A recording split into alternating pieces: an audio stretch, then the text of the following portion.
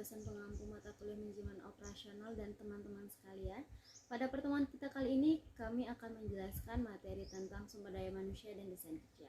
Anggota kelompok kami ada 3 orang. Yang pertama adalah saya, Luna Filandari, dan 2 rekan saya lainnya, Nyoman Ici Umadeta Dewi dan Amelia Dwi Karismawati.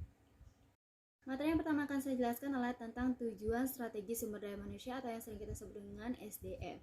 Strategi sumber daya manusia dapat menjadi keunggulan bagi suatu perusahaan di dalam mempertahankan segmen pelanggannya dan untuk merebut segmen pasar yang baru.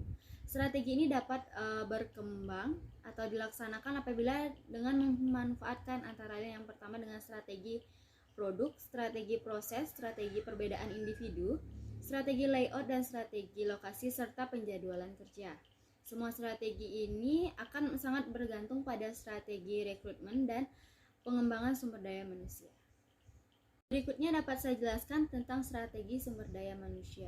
Dalam strategi SDM ada beberapa strategi. Yang pertama yaitu strategi produk yang harus memenuhi beberapa hal. Yang pertama adalah keahlian dibutuhkan, di mana ketika mewawancari calon karyawan, seorang staf HRD harus mengikuti sejumlah prosedur baku untuk menguji kandidat tersebut, antara lain dengan mencocokkan keahlian-keahlian yang dimiliki oleh kandidat. Berikut karakteristik personalnya dengan persyaratan yang dibutuhkan untuk posisi pekerjaan yang ditempatkan. Misalnya kita membutuhkan seorang sales, kita harus mencocokkan karakteristiknya yaitu dengan memiliki penampilan yang menarik seperti itu.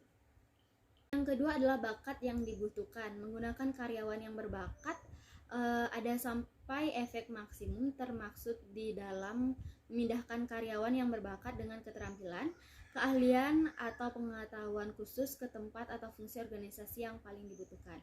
Sebagai contoh, jika organisasi memperoleh karyawan yang berbakat menulis dengan baik, tempat mereka atau beri fungsi tambahan di public relation atau hubungan dengan mass media.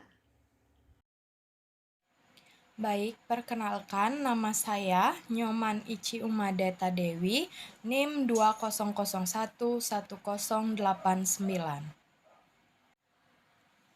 Yang kedua ada jadwal kerja atau work scheduling. Di Indonesia dan di USA, jam kerja 5 hari kerja terdiri dari 8 jam per hari, artinya standar waktu kerja 8 jam per hari, termasuk 1 jam untuk beristirahat, merupakan waktu jam kerja minimal yang berlaku secara umum di Indonesia dan di USA. Secara manajemen terdapat beberapa pendekatan berikut ini. Yang pertama ada flex time, waktu bebas, merupakan sistem kerja dengan penentuan batas waktu bagi karyawan untuk menyelesaikan tugasnya. Pendapat lain mengatakan flex time yaitu sistem yang membolehkan karyawan dengan batasan tertentu dapat menentukan jadwal mereka masing-masing, kapan mulai, kapan selesai, dan terbukti kepuasan kerja meningkat.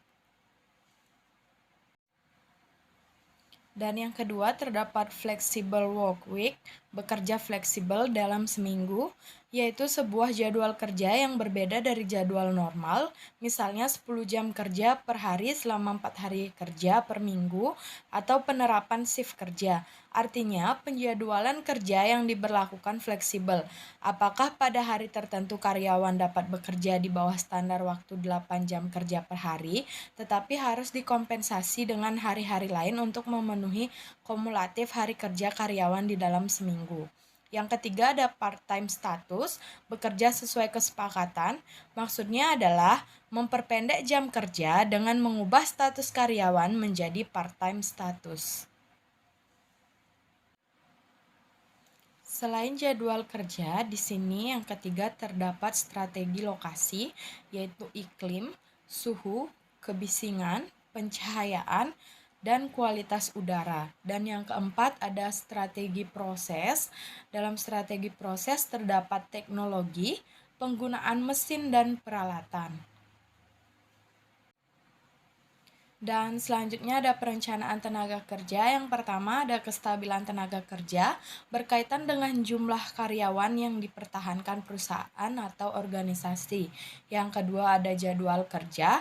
Di sini terdapat contohnya yaitu di Amerika jadwal kerja standar 8 jam per hari dan 5 hari per minggu. Dan yang selanjutnya ada desain kerja.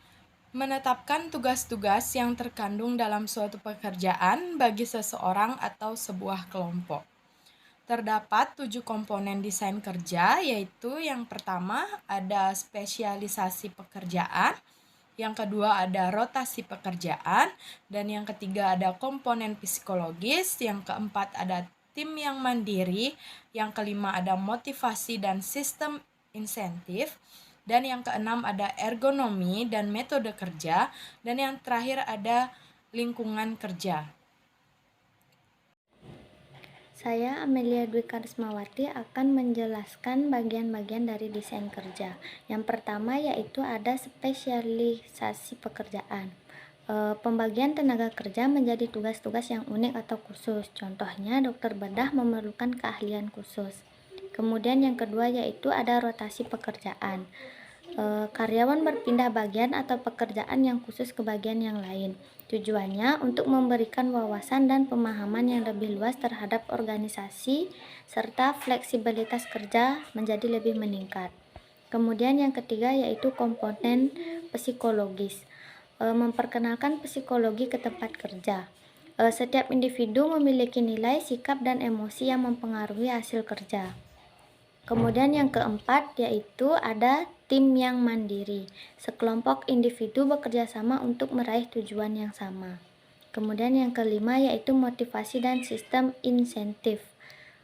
Maksudnya adalah adanya dorongan sebagai penggerak psikologis sekaligus penggerak finansial. Sistem insentif ini adalah sistem penghargaan karyawan berdasarkan pada produktivitas perorangan atau kelompok. Kemudian yang keenam yaitu ada ergonomi dan metode kerja. Penelitian terhadap kerja, contohnya menentukan tinggi meja yang layak, tinggi dan posisi kursi. Adapun metode kerjanya yaitu mengembangkan prosedur kerja yang aman dan menghasilkan produk yang bermutu. Adapun gambar ergonominya sebagai berikut. Kemudian yang ketujuh yaitu ada lingkungan kerja. Contoh dari lingkungan kerja ini yaitu yang pertama penerangan. Penerangan di tempat kerja adalah sumber cahaya yang menerangi benda-benda di tempat kerja. Adapun sumber cahaya dibagi menjadi dua yaitu cahaya alami dan cahaya buatan. Kemudian adapun alat-alat untuk mengetahui intensitas penerangan adalah luxmeter. Pengaruh penerangan yang buruk yaitu kelelahan mata akibat dari berkurangnya daya dan efisiensi kerja. Kemudian yang kedua yaitu ada mengurangi kebisingan. Yang ketiga, suhu ditetapkan dengan baik agar nyaman. Adapun pengukuran suhu dan kelembapan udara prosedur sebagai berikut. Yang pertama yaitu letakkan atau pegang alat setinggi 1 meter di atas permukaan tanah. Kemudian yang kedua, lihat dan menunjukkan ke angka berapa jarum suhu dan kelembapan. Kemudian catat hasil dari pengukuran. Sekian penjelasan dari saya. Terima kasih.